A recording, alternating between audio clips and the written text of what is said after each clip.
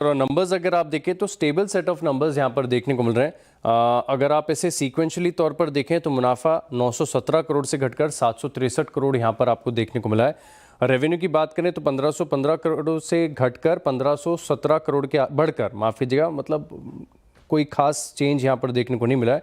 1140 करोड़ से एबिटा बढ़कर 1160 करोड़ देखने को मिला है, और जो कि मार्जिन पिछले क्वार्टर में 75.3% के थे वो बढ़कर 76.5% के देखने को मिले। तो stable set of numbers ICICI Pru AMC की सीक्वेंशियली तौर पर देखने को मिला। की बात करें तो नेट प्रीमियम इनकम यहाँ पर तकरीबन 17% की बढ़त देखने को मिली है। जो एपी ग्रोथ आई है ये 9.4% की है, 3,830 करोड़ का आंकड़ा यहाँ पर देखने को मिला है।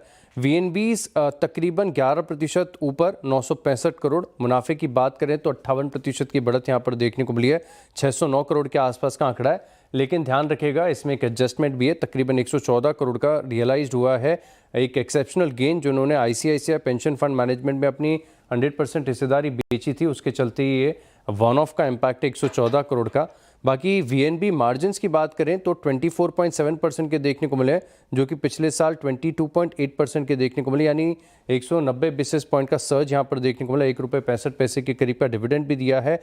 और अगर आप पूरे FY26 में AUM की बात करें तो मामूली सी 1.4% की बढ़त देखने को मिली, 3.13 लाख करोड़ के आसपास का AUM यहाँ पर देखने को मिला है। ऑलराइट, तो ये हो गई बात। ऐसी ने तो दरअसल आप देखें तो बोनस जो है उसका ऐलान कर दिया है। यहाँ पर बोर्ड बैठक थी तो अब एक शेयर पर एक का बोनस यहाँ पर LIC की तरफ से देखने को मिलेगा, और इनिशियल रिपोर्ट से सजेस्ट कर रही हैं कि इसको क्रेडिट होने में थोड़ा समय लगता है, प्रोसीजर है, काफ़ी समय लगेगा। तो जून के आसपास यहाँ पर आप देखें तो फर्स्ट 2 वीक्स के अंदर यहाँ पर जो बोनस शेयर्स हैं ये LIC के शेयरधारों के खाते में क्रेडिट होते हुए नजर आएंगे।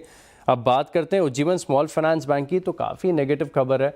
जब खबर ये आई थी कि उन्होंने आवेदन दिया था यूनिवर्सल बैंक के लाइसेंस के लिए, तब इस स्टॉक में काफ़ी बड़ा मूव देखने को मिला था, लेकिन अब एक टेम्परेरी सेटबैक यहाँ पर देखने को मिला है। दरअसल अगर आप देखें तो RBI ने इनकी जो एप्लीकेशन है इसे रिटर्न कर दिया और कहा है कि जब इनकी जो लोन बुक है इसमें और जो रिक्वायर्ड डाइवर्सिफिकेशन है पूरी तरीके से हो जाएगा तब ये दोबारा से आवेदन दे सकते हैं। लेकिन फिलहाल के लिए सेटबैक है उज्जीवन स्मॉल फाइनेंस बैंक के लिए, जो यूनिवर्सल बैंकिंग लाइसेंस के लिए उन्होंने आवेदन दिया था इसे RBI ने लौटा दिया है।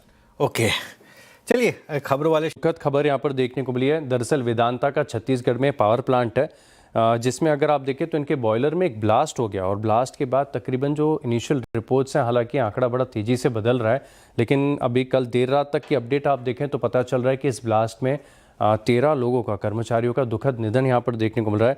21-22 के करीब के आसपास की जो रिपोर्ट्स हैं वो सजेस्ट कर रही हैं कि लोग यहाँ पर घायल होते हुए नजर आए वेदांता की तरफ से। हालांकि चेयरमैन साहब ने बताया भी है कि आगे जांच कर इन्वेस्टिगेशन चल रही है कि क्या कारण है इस ब्लास्ट के पीछे, और जो दुखद घटना यहाँ पर देखने को मिली है इसके बाद से अगर आप देखें तो वेदांता फोकस में रहेगा।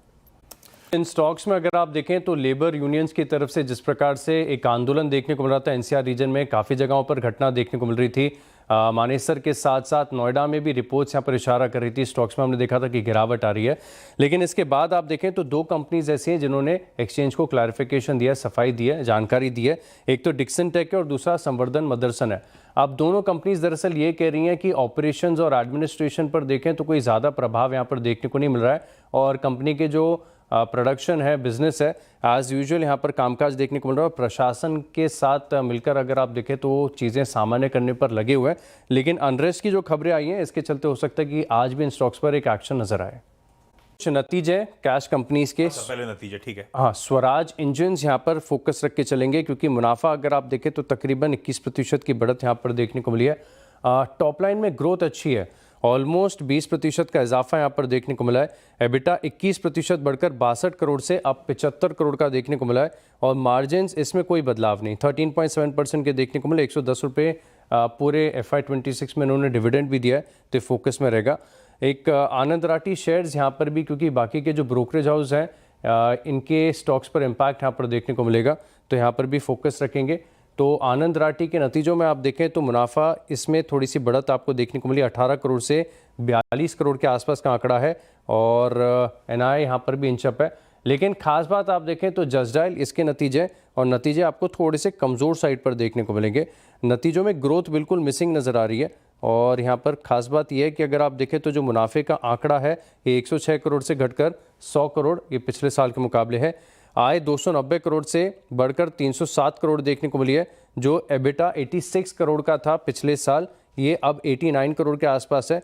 मार्जिन्स में थोड़ी सी गिरावट है, 29.8% से घटकर 28.9% के एबिटा मार्जिन जसडाइल की तरफ से यहाँ पर आपको देखने को मिले। बड़ी खबरों की बात करें तो इंडोको रेमेडीज़ यहाँ पर भी फोकस रख के चलेंगे, क्योंकि यूएस एफडीए ने कंपनी के प्लांट की जांच की थी और संभाजी नगर में ये जांच हुई थी 8 अप्रैल के आसपास, और इसके बाद आप देखें तो कोई भी आपत्ति यहाँ पर देखने को नहीं मिली है। गोदावरी पावर एंड इस्पात लिमिटेड यहाँ पर भी फोकस रखेगा, क्योंकि इन्होंने एक 20 gigawatt battery energy storage system project के लिए करार किया है। बड़ा बज़वर्ड है ये पावर मार्केट में, तो फोकस रखेंगे। तो ये कुछ खबरों के लिहाज से स्टॉक्स हैं जो रडार पर रखेगा।